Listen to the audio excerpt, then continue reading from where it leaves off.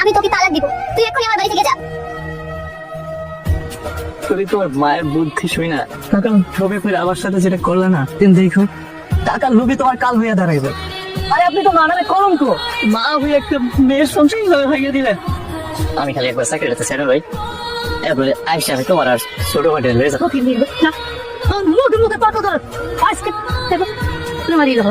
আল্লাহ, তুমি আমার জীবনটা এমন কইরা দিলা কেন? তুই কোন নরকে এনে ফেলাইলা আমারে? আমার কতই সুখের সংসার ছিল, ওটা ফালাই আমি কোন নরকে আসলাম? আমি বুঝছি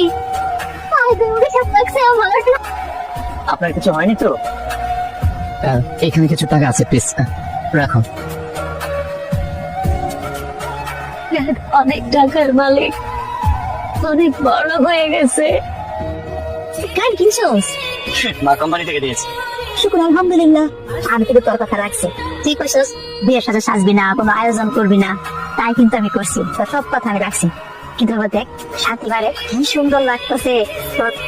সাহেব, তুমি আমাকে চিনতে পারছো? আমি রিনা, তোমার রিনা। আরে রিনা, রিনা ম্যাডাম নাকি? সাহেব, তুমি আমাকে মাফ করে দাও। আমরা তোমার সাথে অনেক অন্যায় করছি। আমি আমি আমার মায়ের সব কথা শুনে তোমার অনেক কষ্ট দিছি। তুমি আমার মাফ করো সাহেব।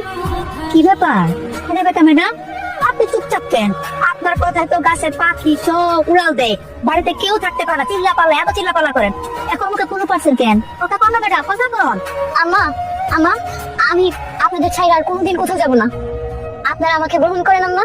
এই যে রবি মোল্লা, চুপ থাকেন। আমার ভাই এখন অন্যের জামাই, আপনার কোনো অধিকার নেই আমার ভাইয়ের কাছে আসার। দূরে থাকেন। শিলা, তুমি জানো না শাহেদ আমাকে ভালোবেসে বিয়ে করছিল?